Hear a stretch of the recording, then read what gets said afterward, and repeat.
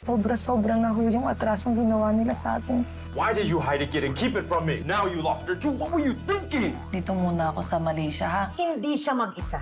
Merong tumutulong kay Marikit. Unti-unti natin susugatan ng mga yan. Sino itong numero unong hate crashers sa mga parties na mga sosyal? Angela Torres. Don't look at me like that! Stop playing this video! It's not true! Alam mo na yung sakit ng pinalayas at pinatatabuyan. At sisiguraduhin kong hindi yan yung huling pag-iyak mo.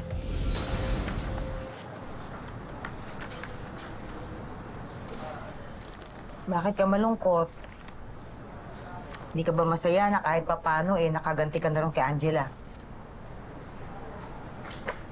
Hindi ko kasi alam yung nararamdaman ko mismo eh. Di ba dapat nagsiselebrate ako? Kasi nakaganti na ako kay Angela. Pero ang bigat talaga eh. Alam niyo yung... Parang ang hirap maging masaya kasi... Tingnan niyo, kahit nagawa ko ng mapahiya si Angela, hindi pa rin matanggap ng sarili ko eh. Kasi nga, likas na mabuti ka, Ikit. Hindi ka gaya nung Soraya at saka nung Angela na yun. Talaga nasa dugo nila pagiging demonyo. Pero huwag kang magigilty, ha? Tama lang yan. Essential yan sa mga plano natin. Matapos yung nangyari dun sa club, sigurado ako na-distract na sila. Eto, tignan mo to. Pag-aralan natin to. Baka sakaling may nakakita o may alam sila kung ano talagang nangyari nung araw na namatay si William. Malaking tulong yun para sa kaso mo. At huwag ka mag-alala, nagpadala na rin ako ng mga tao doon sa resort para magpanggap bilang guest at magmanman. Talaga, Miss May, ang galing niyo po. Sana po talaga malinis na po yung pangalan. Sana mapatunayan natin na si Soraya talaga yung killer. Miss May, gusto ko na po talagang umuwi sa amin. Gusto ko na po makasama sila Gemma Lu. Namimiss ko na po talaga sila.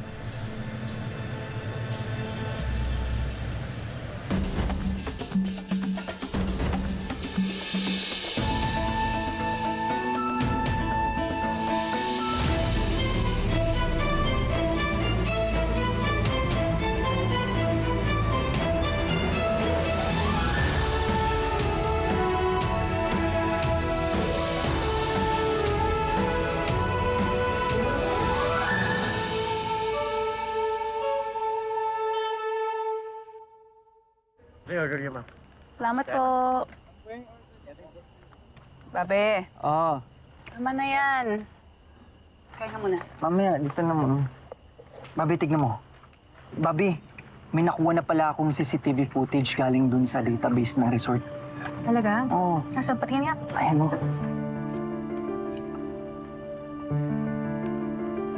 Oh.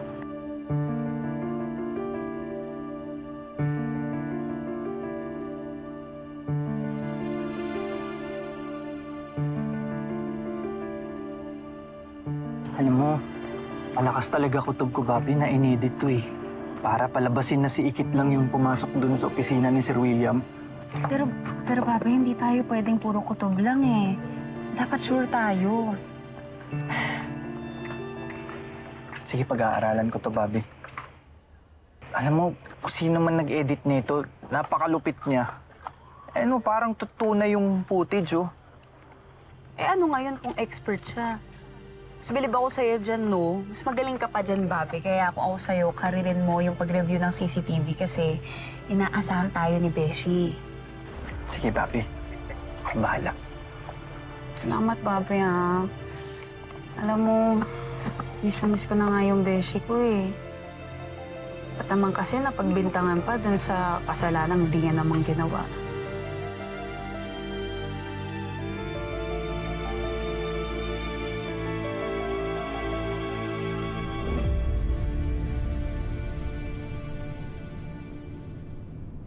Why are you here, bro?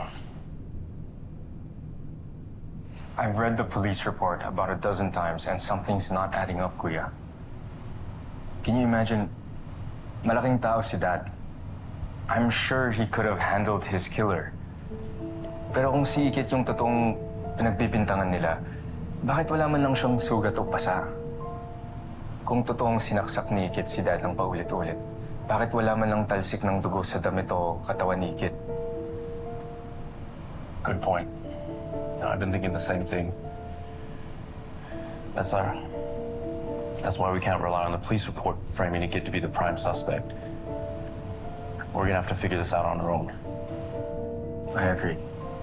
Kailangan may gawin tayo para malaman natin kung sino talagang pumatay kay Dad at kung ano talagang nangyari.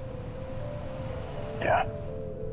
When we find out who the real criminal is, we're gonna make he or she pay for what they've done.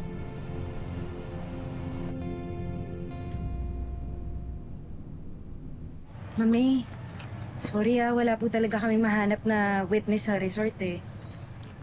Basta huwag kayong titigil hanggat wala kayong nahanap. Ituloy niyo lang ang pag-undercover sa resort. Talasan niyo mga mata ninyo, baka sakaling may mahanap kayo. Sige po. Miss May, paano kapag wala tayong nahanap na ebidensya tapos wala rin tayong mahanap na witness? Ano nga bang buhay na ho tayo tatago? Ikit naman. Ngayon ka pa ba susuko?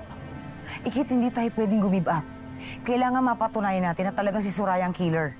Dapat siyang managot sa krimen na ginawa niya. Kung hahayaan natin, mas mamimihasay magtiyahin yan, baka mas marami sila mabiktima. Akala kasi ng babaeng yan, walang makakapalag sa kanya. Pwes, ipare-realize ko sa kanya na hindi siya batas at mas lalong hindi siya Diyos. Teka lang, Miss May. Palaging maraming kasama mga bodyguard si Soraya. Paano tayo makakalapit sa kanya? Hindi ko alam.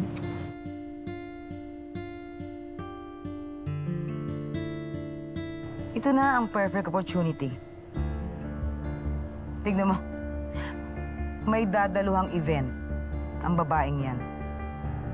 Akala mo naman kung sinong champion pagdating sa welfare ng kababaihan, napakalupit nga ng ginawa niya sa atin. Kung napakita mo sa lahat kung ano talagang totoong kulay ni Angela, pues, tatanggalan ko ng maskara ang babaeng yan. At ipamumukha ko kung anong klaseng demonyo siya.